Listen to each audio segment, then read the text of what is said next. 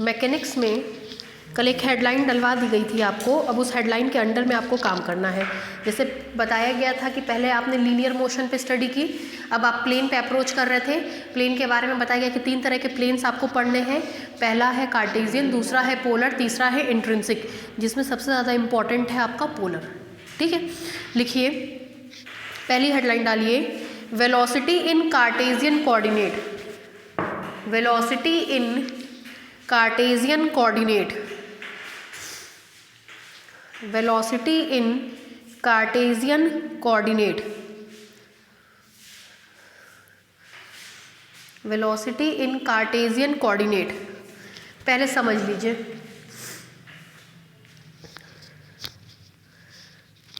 देखिए Cartesian coordinate चूंकि आप 2 डायमेंशन में स्टडी कर रहे हैं, एक्स एक्सिस और वाई एक्सिस इसमें आपको मिलेंगी जो कि म्यूचुअली परपेंडिकुलर होती हैं। इनके इंटरसेक्शन पॉइंट को ओ बोलते हैं, दैट इज ओरिजिन। मान लीजिए कि कोई पार्टिकल इस पाथ पर मूव कर रहा है, हम इस पाथ के किसी पॉइंट पर पार्टिकल का वेलोसिटी निकालना चाहते हैं। मान ले रहे ये पॉइंट है आर्बिट्रेरी पॉइंट P, जिसका कोऑर्डिनेट है x, y। तो अगर यहाँ से यहाँ परपेंडिकुलर डालें तो ये डिस्टेंस x रही होगी और ये डिस्टेंस y रही होगी। फिर आपको पता है कि सबसे पहले हम इस पॉइंट का नेबरिंग पॉइंट लेते हैं। मान ले रहे हैं Q इसका नेबरिंग पॉइंट है, तो Q के coordinate x plus del X Y plus del Y type के होंगे। यहाँ से यहाँ परपेंडिकुलर डालेंगे तो ये हमको मिलेगा x प्लस डेल एक्स, दूसरा हमको मिलेगा y plus del Y.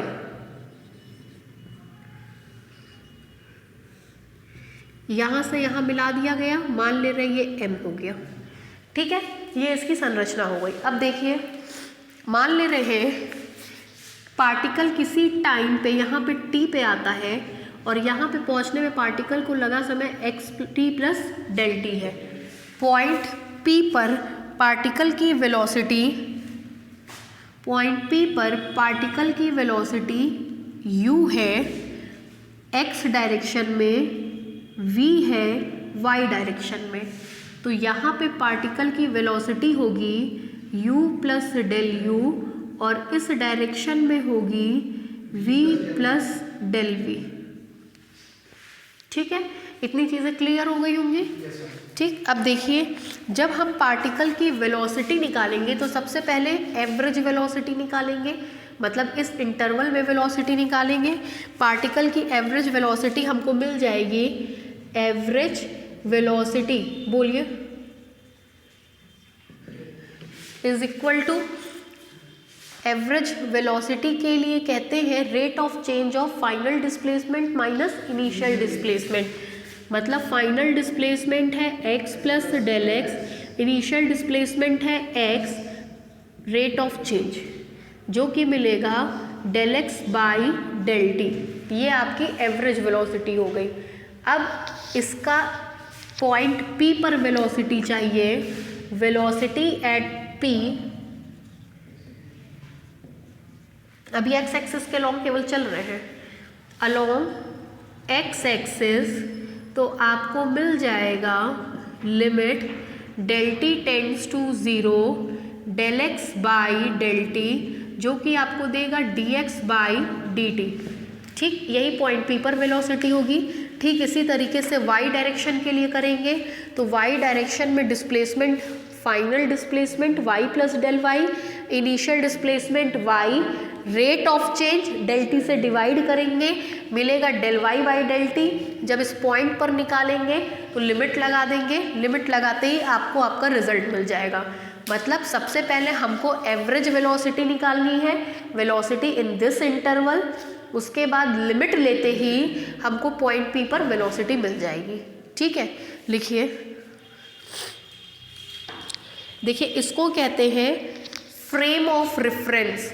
Frame of reference का मतलब किसी दिए गए कोऑर्डिनेट में किसी पॉइंट का कोऑर्डिनेट बताने के लिए कम से कम जितनी चीज़ों की ज़रूरत होती है उसको फ्रेम ऑफ रेफरेंस कहते हैं। जैसे कार्टेशियन कोऑर्डिनेट सिस्टम में किसी पॉइंट का कोऑर्डिनेट बताने के लिए दो म्यूचुअल परपेंडिकुलर एक्सिस की ज़रूरत होती है, जिनको क्रमशः ओ एक्स एक्सिस और ओ वाई एक्सिस कहते हैं, और उनके इंटरसेक्शन पॉइंट की ज़रूरत होती है जिसको ओरिजिन कहते हैं। तो ये एक्सिस और ये पॉइंट फ्रेम ऑफ रेफरेंस कहलाएगा। फ्रेम ऑफ रेफरेंस में ये बात देखते हैं कि किसी भी पॉइंट का कोऑर्डिनेट बताने के लिए कम से कम कितनी चीज़ों की ज़रूरत हो रही है। ठीक है, लिखिए, let the frame of reference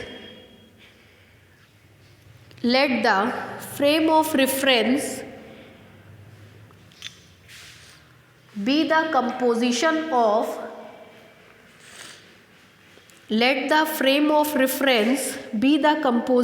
of two mutual perpendicular axes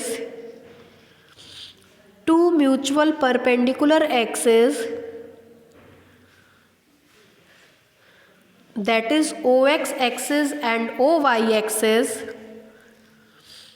that is OX axis and OY axis, that is OX axis and OY axis with intersection point O, with intersection point O.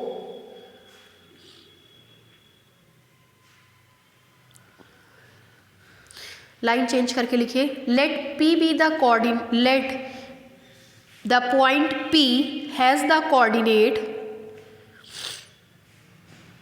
let the point P has the coordinate,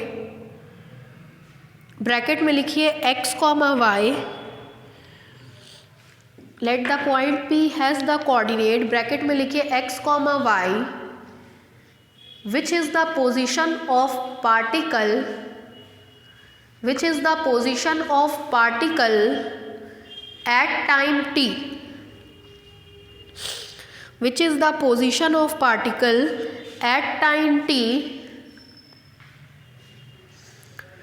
and let after time t plus del t, and let after time t plus del t, and let after time t plus del t, comma, the position of particle is q, the position of particle is q, whose coordinate are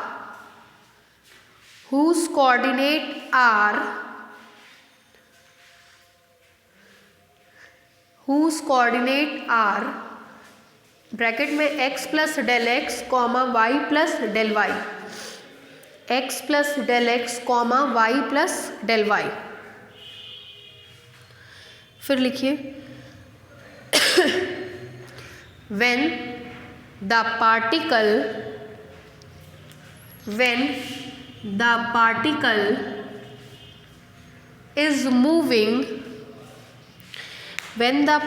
is moving along a curve APQ,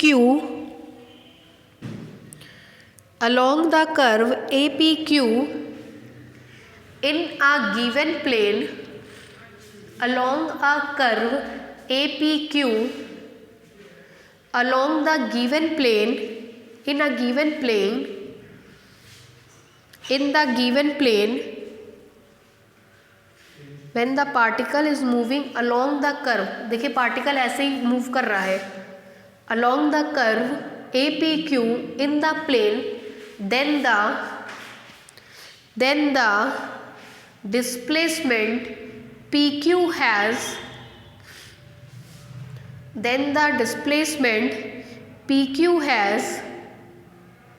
two components,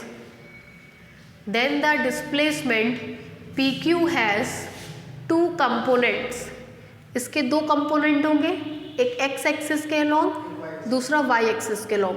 x axis के along मिलेगा del x, y axis के along मिलेगा del y। ठीक है, two components,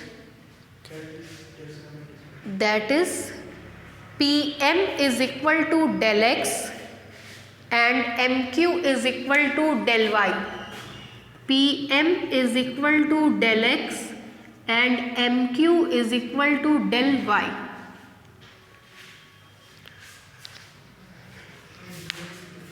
PM is equal to, पूरे में से इतना घटाएंगे तो डेल एक्स, और QM इस पूरे में से इतना घटाएंगे तो del y. MQ is equal to del y. Parallel to OX and OY axis respectively. Parallel to OX and OY axis respectively. Parallel to OX and OY axis respectively. Line change करके लिखिए. Therefore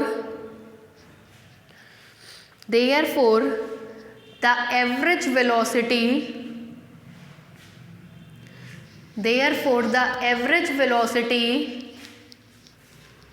along the path PQ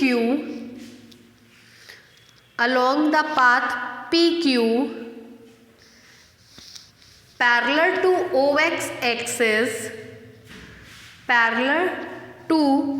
OX axis is, ये दोनों line,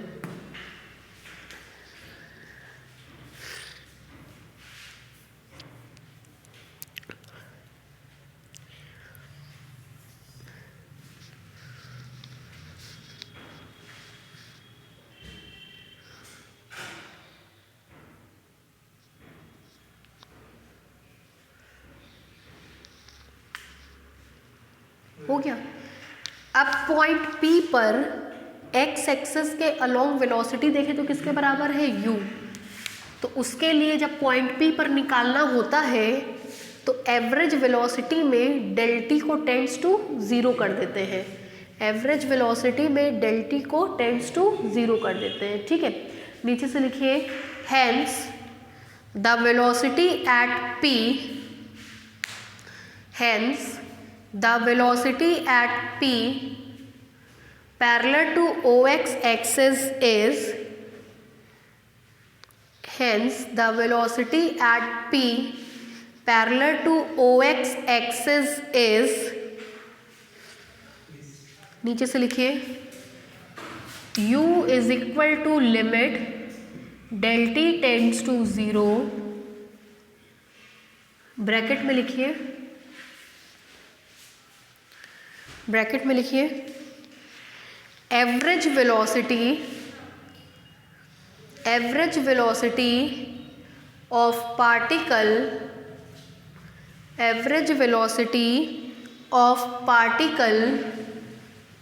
during the path PQ. Average velocity of the particle during the path PQ. This implies u is equal to, ये line u is equal to ये line, u is equal to limit del t tends to 0 del x by del t, फिर ये line.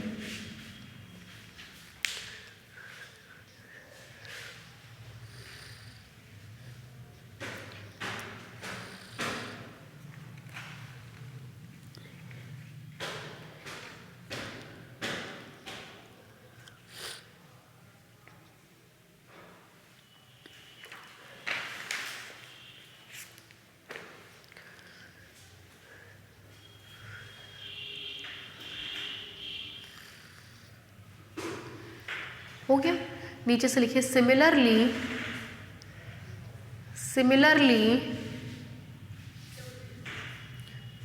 The average velocity during the path PQ parallel to OY axis is, parallel to OY axis is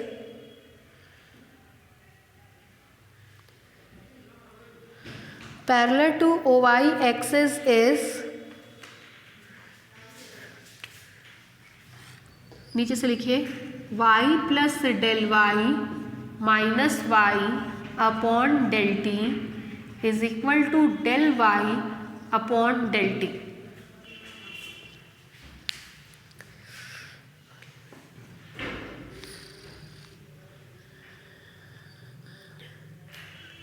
हो गया। नीचे से लिखिए hence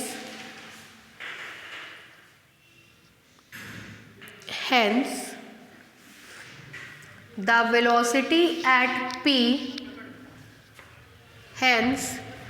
velocity at p parallel to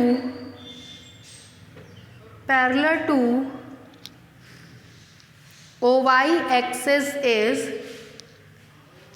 hence the velocity at p parallel to OY axis is, नीचे से लिखिए v is equal to, देखिए point p पर y एक्सिस के अलोंग में वेलोसिटी क्या है v, है ना।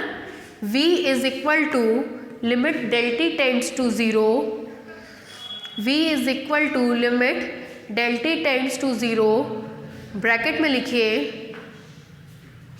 Average velocity during the interval PQ, average velocity during the interval PQ। नीचे से लिखिए this implies v is equal to limit del T tends to zero del Y by del t.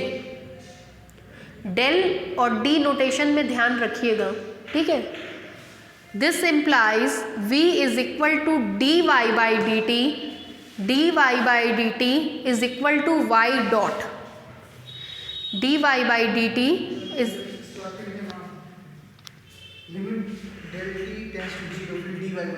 Del Y by del t लिखा होगा ना। देखिए लिखा होगा v is equal to limit del T tends to zero average velocity during the interval PQ, ठीक।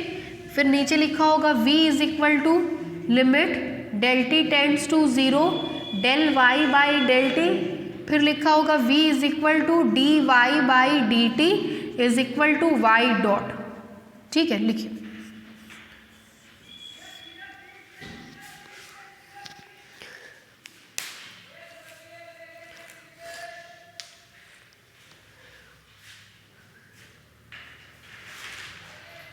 हो गया। ये कार्टेशियन कोऑर्डिनेट सिस्टम में एक्स एक्सिस और वाई एक्सिस के अलोंग वेलोसिटी है। लॉ ऑफ पैरेललोग्राम कहता है कि अगर ये कंपोनेंट पता है तो इसका जो रिजल्टेंट होता है वो under root u square plus v square के बराबर होता है। अगर इसका रिजल्टेंट प्लस एक्स एक्सिस से एंटी क्लॉकवाइज डायरेक्शन में थीटा एंगल बनाता है तो tan थीटा की वैल्यू v अपॉन u के इक्वल होती है। This implies that tan theta की वैल्यू v का मतलब है dy by d t, u का मतलब है dx बाई डी टी के बराबर होती है। This implies tan theta dy by dx के बराबर होता है। This implies tan theta tan Sai के बराबर होता है, जहाँ साई उस कर्व के किसी पॉइंट पर खींचे गए टेंजेंट का एक्स एक्सिस से बनने वाला एंगल होता है।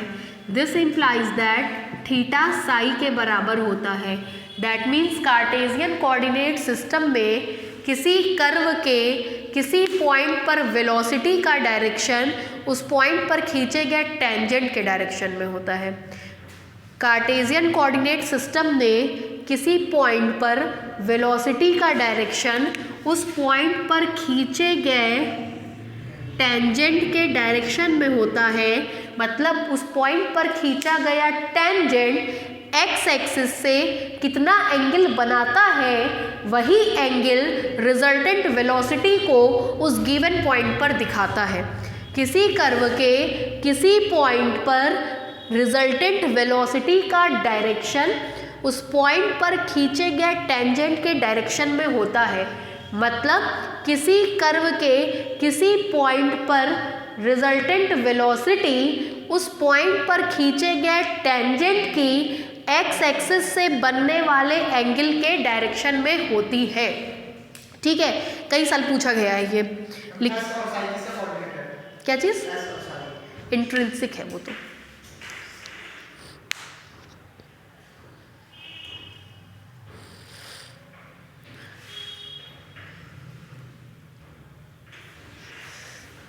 ठीक है, लिखिए। कहाँ तक लिखा? नीचे से लिखिए। If capital V is the resultant velocity, if capital V is the resultant velocity at point P, if capital V is the resultant velocity at point P, then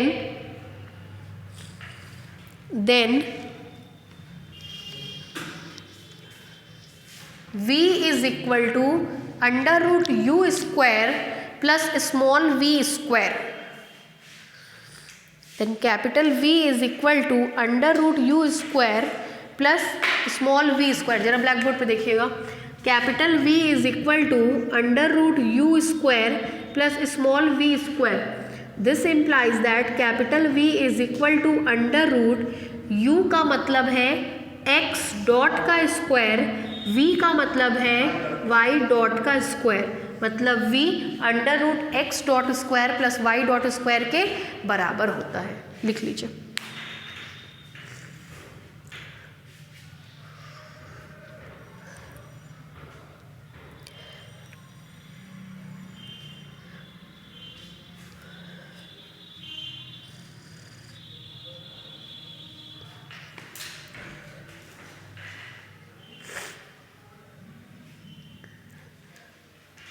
हो गया। नीचे से लिखिए। Let theta be the inclination of, let theta be the inclination of resultant velocity with positive x-axis, with positive x-axis, then with positive x-axis, then tan theta is equal to small v upon small u। लिखिए। tan theta is equal to small v upon small u। ये line, ये line, ये line, ये line, ये line उतारिए।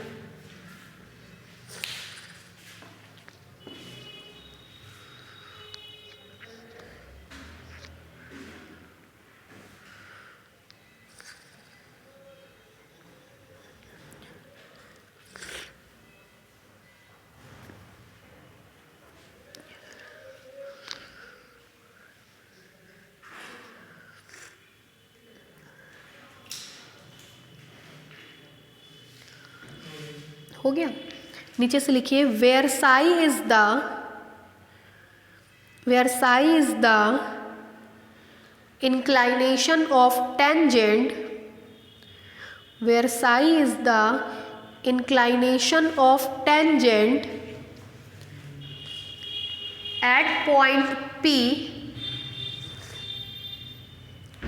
Eight point P with OX axis, at point P with OX axis, full stop. The above expression theta is equal to psi, the above expression theta is equal to psi reveals that, reveals का मतलब होता है प्रदर्शित करता है, reveals that the direction of, the direction of motion, यहाँ से underline करिएगा, द डायरेक्शन ऑफ मोशन, देखिए क्या हम बताएं कि किसी कर्व के किसी पॉइंट पर रिजल्टेंट वेलोसिटी का डायरेक्शन उस पॉइंट पर खींचे गए टेंजेंट के डायरेक्शन में होगा। वेलोसिटी का डायरेक्शन का मतलब होता है डायरेक्शन ऑफ मोशन। वेलोसिटी का डायरेक्शन, डायरेक्शन ऑफ वेलोसिटी का मतलब होता है डायरेक्शन ऑफ मोशन। ठीक है, और वेलोसिटी का जो डायरेक्शन होता है वो उस पॉइंट पर खींचे गए टेंजेंट के डायरेक्शन में होता है। Direction along tangent at that point. और डायरेक्शन ऑफ टेंजेंट का मतलब उस पॉइंट पर खींचा गया टेंजेंट एक्स एक्सिस से जो एंगल बनाता है वही डायरेक्शन ऑफ टेंजेंट होता है। ठीक है, मतलब डायरेक्शन ऑफ मोशन का मतलब direction of velocity, direction of velocity का मतलब direction of tangent at that point. ठीक है, अब लिखिए reveals that the direction of motion, bracket में लिखिए that is direction of resultant velocity, that is direction of resultant velocity, that is direction of resultant velocity, bracket बंद, is the same as the direction of the tangent, is the same as the direction of the tangent at that point, at that point। ठीक है, diagram बना लीजिए।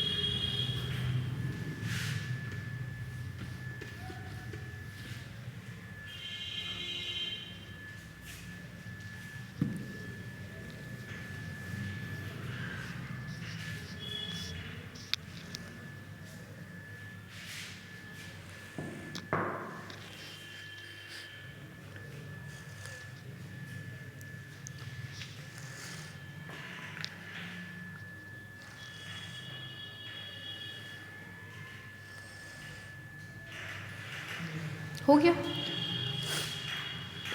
Next headline डालिए,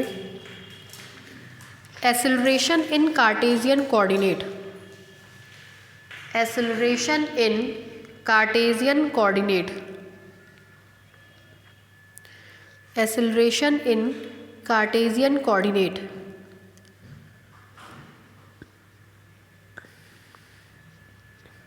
acceleration in Cartesian coordinate.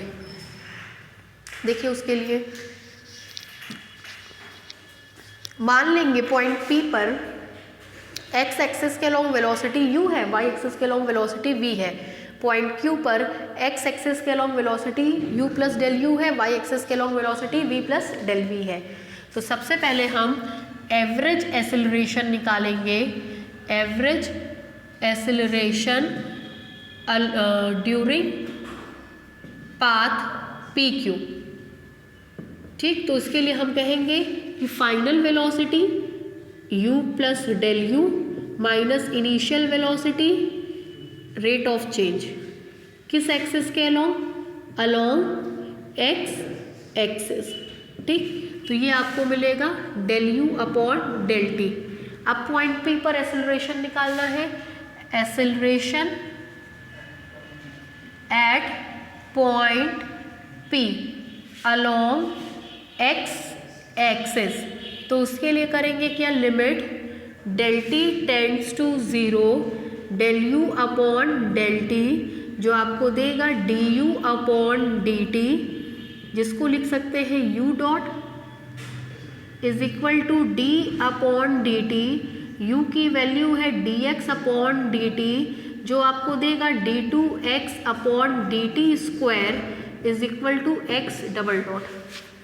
Acceleration along x axis at point P। जब ये काम y के लिए करेंगे तो v plus del v minus v upon del t, del v upon del t, del v upon del t, dv upon dt, v dot d by d t, d y by d t, d two y by d t square, y double dot. ठीक है, लिखिए, लिखिए let us consider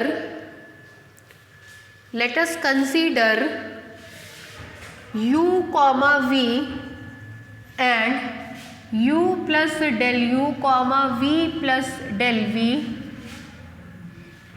Let us consider u comma v and u plus del u comma v plus del v are the components of velocity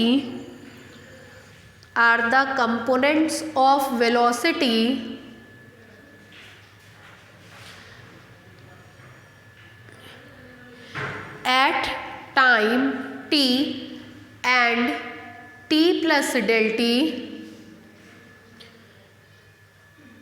at time t and t plus del t to the point capital P and capital Q, to the point capital P मतलब u comma v is the velocity at point P at time t, u plus del v, u plus del u, v plus del v be the component of velocity at point Q at time d plus del t along x axis and y axis respectively। लिखिए आगे, along ox axis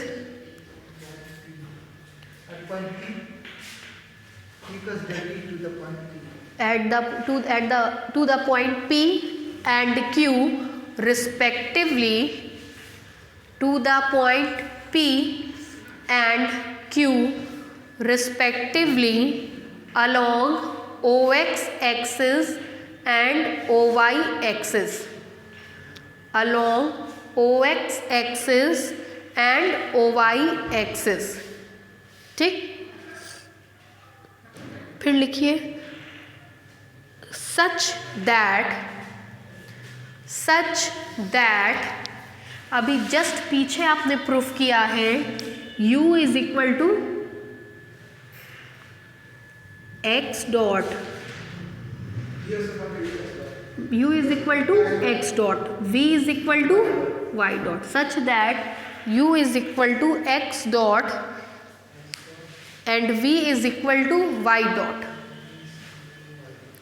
ठीक है, नीचे से लिखिए hence the component of average acceleration, hence the component of average acceleration during the path PQ, during the path PQ along x-axis, along x-axis is equal to करके ये दोनों line,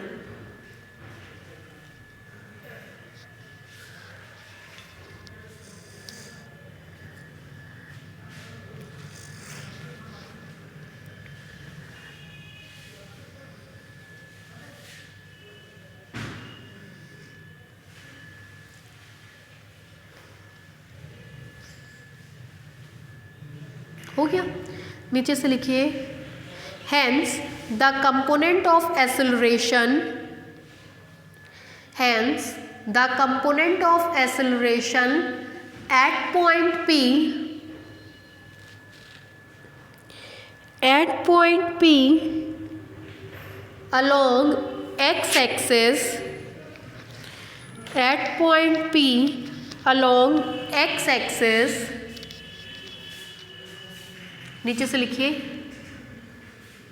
F x is equal to ये, f x is equal to limit del T tends to zero, रुक जाइएगा, limit del T tends to zero, bracket में लिखिए component of average acceleration, component of average acceleration during path PQ, during path PQ, ठीक। नीचे से लिखिए this implies f x is equal to limit del T tends to zero del u upon del t,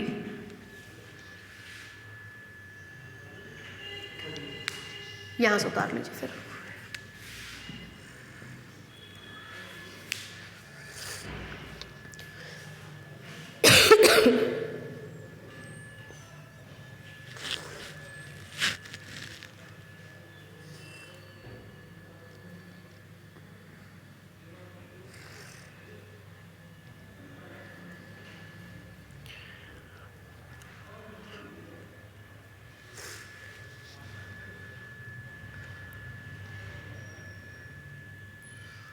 हो गया।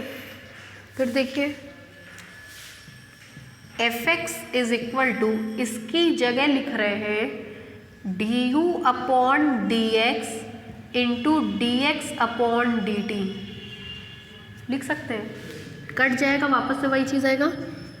F x is equal to d x upon d t का मतलब होता है यू, साथ में आएगा d u by d x, उतार लीजिए।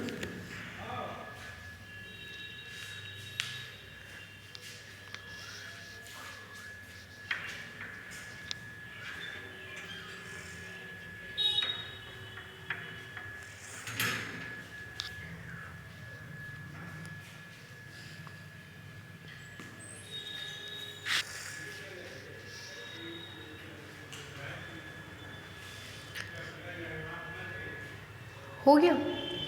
नीचे से लिखिए सिमिलरली, ये सब फॉर्मूले हैं, इनको अंडर बॉक्स रखिएगा, 1 2 3,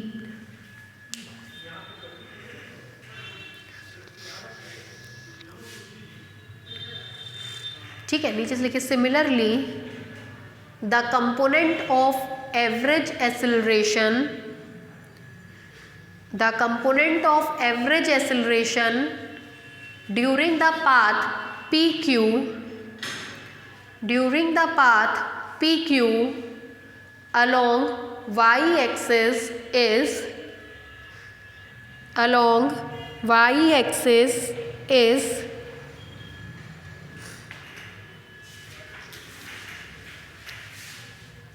लिखिए v प्लस डेल वी करके जो काम किया है सब में x की जगह क्या कर देंगे y, u की जगह क्या कर देंगे v, x की जगह y करिए। सेम चीज़ उतारिए जो पीछे लिखी है आपने।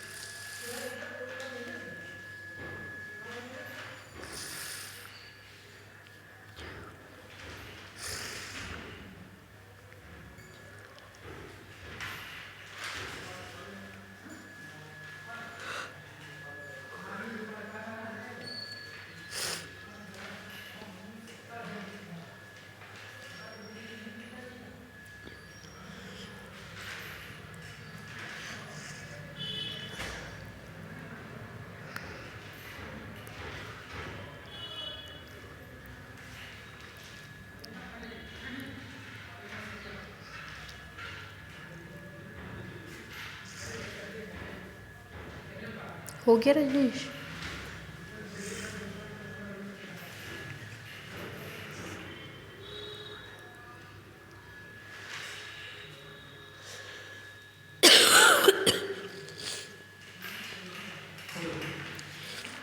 हो गया, नीचे से लिखिए therefore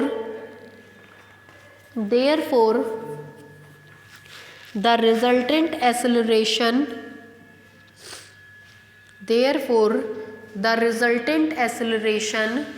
is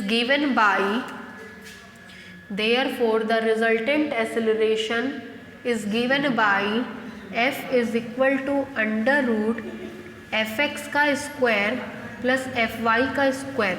this implies that f is equal to under root x double dot का square plus y double dot का स्क्वायर। ठीक, लिखिए।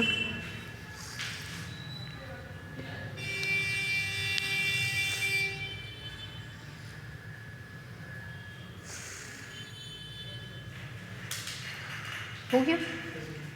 नीचे से लिखिए, if the resultant acceleration, if the resultant acceleration makes an angle theta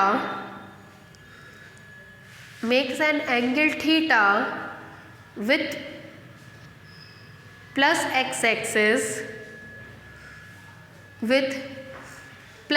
x-axis then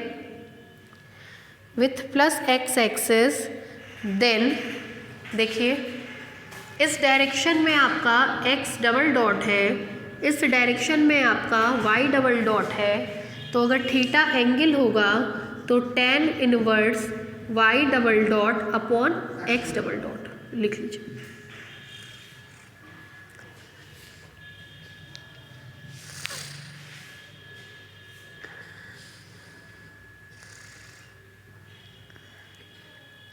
इस chapter में हम एक एक आर्टिकल पढ़ाएंगे, उस पर बेस्ड क्वेश्चन कराएंगे। अब जैसे इस पे बेस्ड क्वेश्चन कराएंगे, फिर पोलर पे आएंगे, पोलर पे बेस्ड क्वेश्चन कराएंगे, इंट्रिंसिक पे आएंगे, इंट्रिंसिक पे बेस्ड क्वेश्चन कराएंगे। ठीक है, लिखिए। रिमार्क, एंगुलर वेलोसिटी जानते हैं क्या होती है? एंगुलर वेलोसिटी किसी पॉइंट पर खींचा गया टेंजेंट एक्स एक्सिस जो एंगल बनाता है उसका rate of change angular velocity कहलाता है। एंगुलर वेलोसिटी मतलब rate of change of angle. ठीक है, लिखिए। Remark, angular velocity of the direction of motion, angular velocity of the direction of motion, angular velocity of the direction of motion is the rate of change of angle psi, is the rate of change of angle psi, is the rate of change of angle psi। नीचे से लिखिए, that is omega is equal to d psi by d t. Omega मतलब angular velocity, d psi by d t. ठीक है, एक question लिखिए।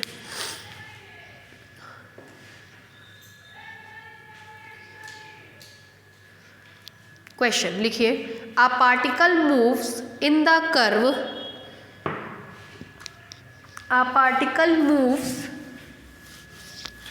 इन the curve y is equal to a log sec x by a, y is equal to a log sec x by a is in such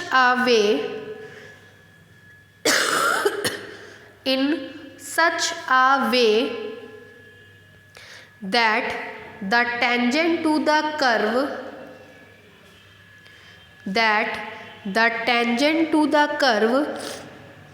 rotates uniformly, that the tangent to the curve rotates uniformly, full stop. Then prove that the resultant acceleration of the particle,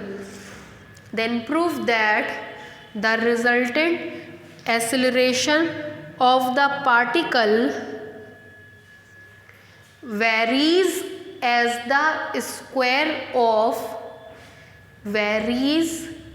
as the square of radius of curvature, varies as the square of radius of curvature। ठीक है, अब समझिए। सबसे पहले तो हमको curve का equation ये दिया गया है। पहली लाइन में कह रहा है such that tangent to the curve rotates uniformly.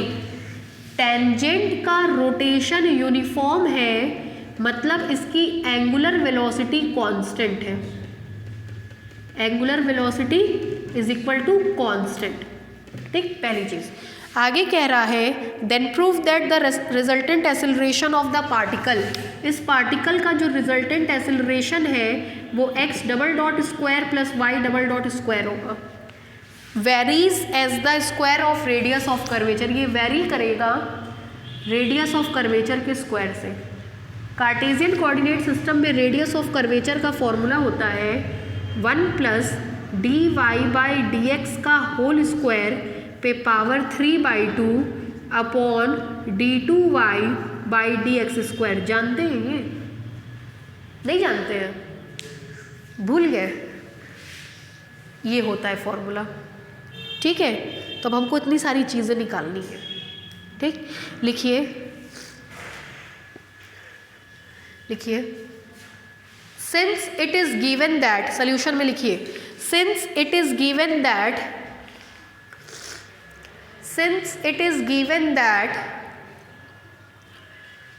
the tangent to the curve, since it is given that the tangent to the curve moves uniformly, the tangent to the curve moves uniformly, that is d psi by dt is equal to omega constant। Equation number 1।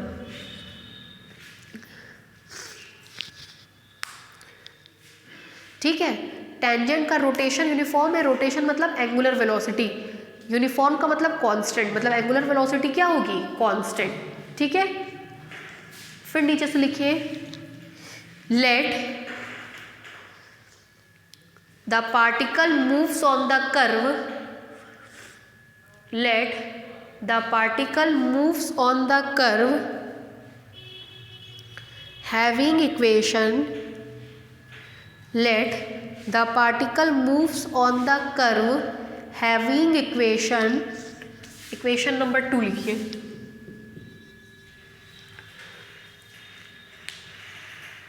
दिया है कि particle जिस curve पे move कर रहा है उसका equation ये है।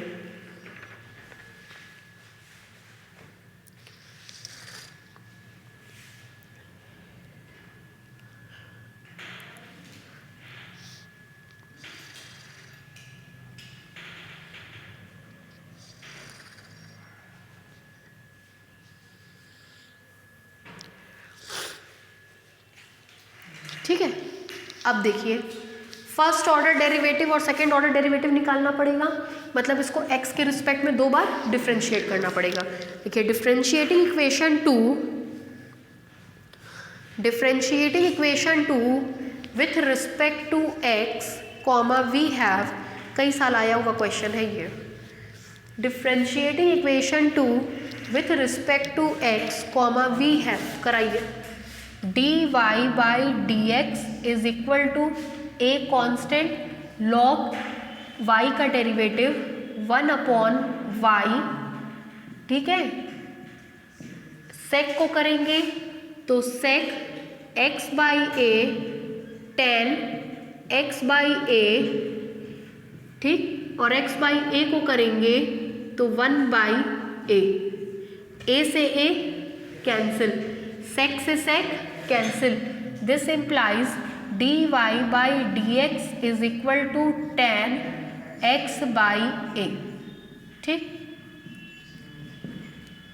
Again d2y by d x square is equal to sec square x by a और x बाई a का 1 बाई a। Equation number 4। ठीक, बहुत इंपॉर्टेंट है ये क्वेश्चन। फिर देखिए, now dy by dx is equal to tan theta. ठीक है, dy by dx is equal to tan theta कह लीजिए या tan साई कह लीजिए।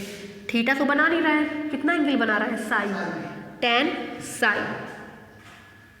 This implies that tan y by dx की वैल्यू तो ये आ रखी है, मतलब tan x by a is equal to tan psi from equation 3।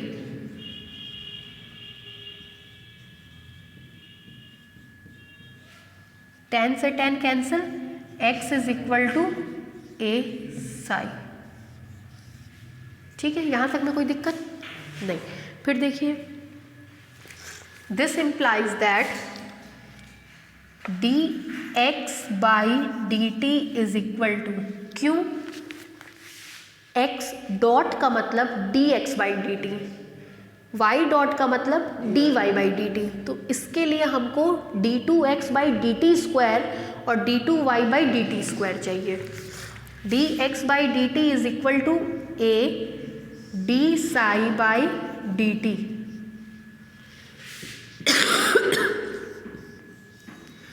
This implies that dx by dt is equal to a d psi by dt is equal to omega from equation 1।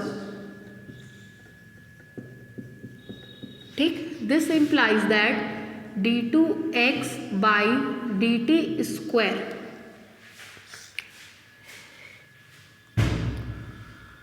Is equal to, ये भी constant ये भी constant, 0।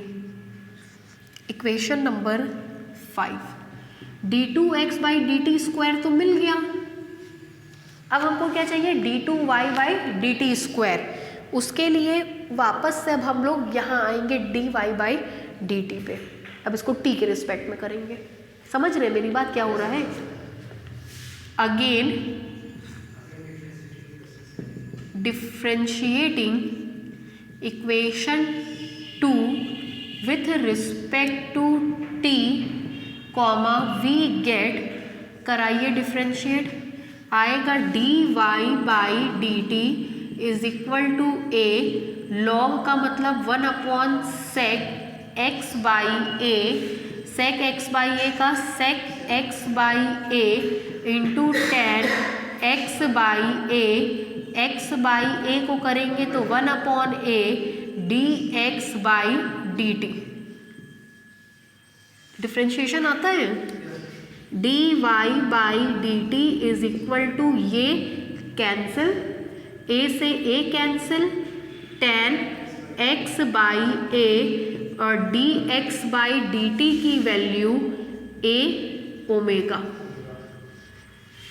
This implies that d2y by dt square, a constant omega constant, tan की जगह sec square x by a, x by a का मतलब x by a का मतलब 1 बाई a, साथ में आएगा dx by dt।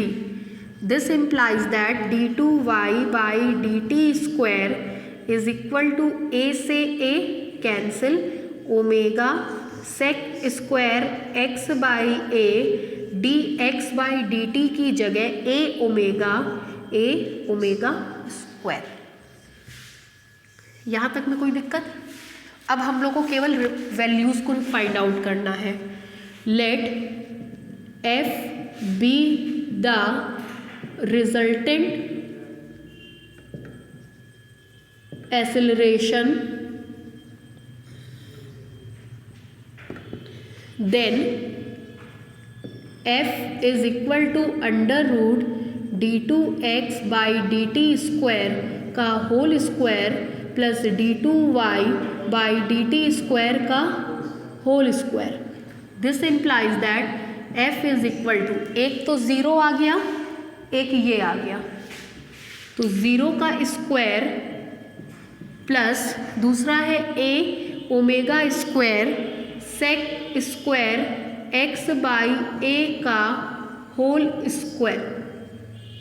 This implies that f is equal to a omega square sec square x by a. ठीक, इसको मान लीजिए इक्वेशन नंबर 7। ठीक है, अब हम लोग क्या निकालेंगे, रो। थोड़ी सी जगह खाली करवाइए, लिखिए इतना। कहाँ तक लिखा है? यहाँ से लिखिए।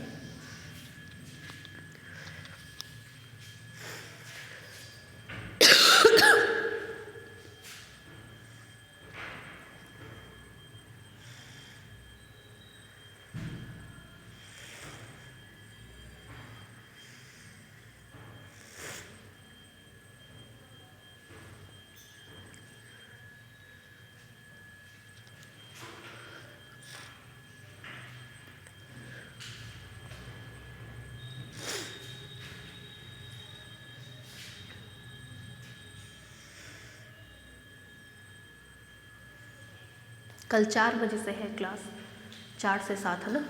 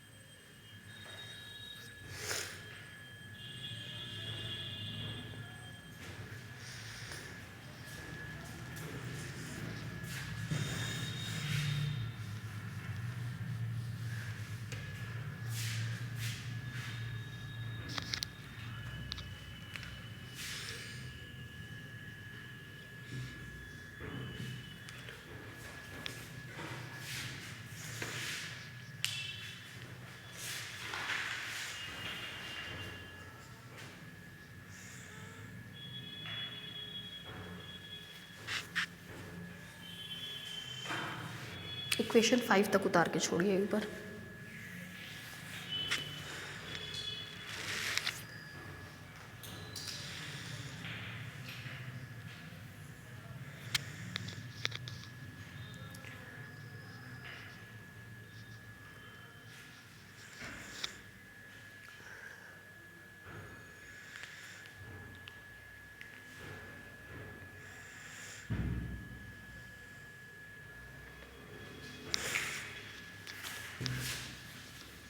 हो गया। अब मान लेंगे कि रो इसकी रेडियस ऑफ कर्वेचर है। ठीक है, देखिए यहाँ पे, let rho be the radius of curvature,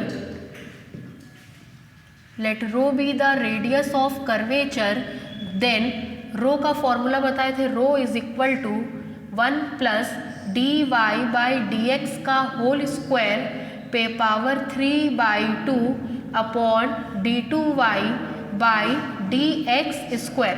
this implies that rho is equal to 1 plus dy by dx का स्क्वायर। वैल्यू हम तो मिटा दिए, आप बताइए dy बाई dx का स्क्वायर क्या आया था, देख के बताइए। मेरे ख्याल से आया था tan x बाई ए, है ना, tan स्क्वायर x बाई ए पे power 3/2 d2y by dx square का मान कितना आया था, 1/a